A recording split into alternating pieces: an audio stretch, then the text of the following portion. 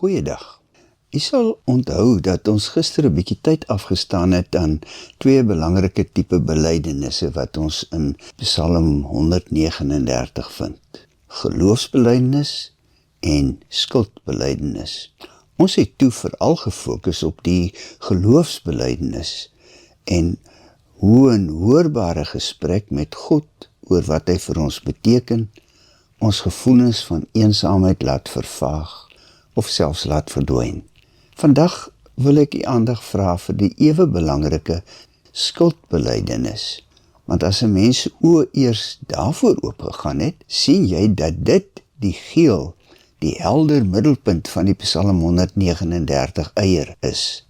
Om die dop van hierdie eier af te kry, moet ons begin by 'n woord in vers 23, wat ons dikwels lees sonder dat ons hom behoorlik raak sien.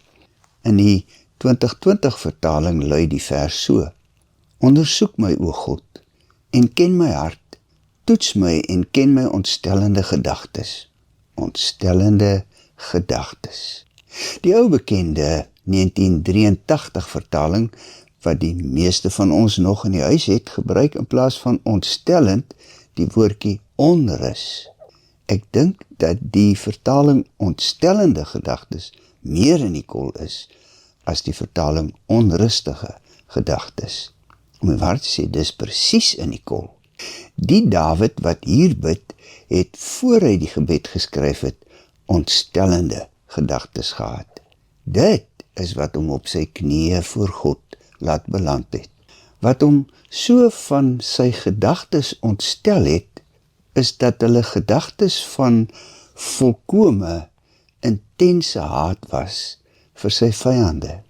Hy kon homself nie help nie. Dit het hom gepla. Maar wat maak jy met sulke soort gedagtes wat nie wil ophou of weggaan nie? Ek is seker, u het ook al daarmee geworstel. Ek het beslis, daar is goed wat 'n mens dink en voel, wat jy liewer nie wil dink of voel nie. Goed waaroor jy ongemaklik is in jouself. Maar hulle skop verbete vas in die breinselle waar hulle woon. Jy wil nie so 'n mens wees nie, maar jy is. Al oplossing is om met God daaroor te praat. Gaan hy vir my kwaad wees? Wat gaan hy van my dink as ek dit vir hom vertel? En dan, skielik, onthou jy, hy weet dit alreeds. Voor ek kan sê daar is mense wat ek intens haat of watter ander nare ding ek mag dink, God weet dit reeds. As Dawid met hierdie ontsteltenis in hom na God toe gaan, het hy dus nodig om homself met 'n geloofsbelydenis gebed daaraan te herinner dat God alwetend is en hom beter ken as wat hy self kan regkry. Dan kan hy sy skuld vreesloos bely. God gaan nie verbaas of geskok wees nie. Hy kan dit dus maar hardop vir God sê, soos vir 'n vriend wat jy met jou hele hart vertrou. Sy geloofsbelydenis oor God se alwetendheid maak juis sy skuldbelydenis oor sy hatende hart moontlik. Daar is niks anders wat 'n mens so eensaam laat voel as onwelkome gedagtes wat in jou kop maal en in jou hart neskop nie.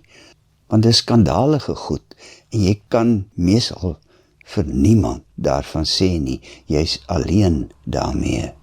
Herinner dan vir jouself, God weet, bely dit dan hardop, sodat jy self dit kan hoor sê. Bely dit biddend, Here, u weet, as ons daardie bekommernisse op hom werp, vertrek die ontsteltenis en die eensaamheid uit ons brein en ons hart en die vrede van God kom woon in ons. Maar ons moet onsself voortdurend daaraan herinner, dikwels meer as een keer per dag.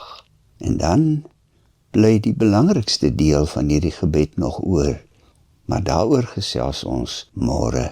Kom ons bid saam. Heiland, laat my nooit vergeet dat u alles van my weet. Al is daar niemand ook by my, sal u, Here, by my bly. Amen.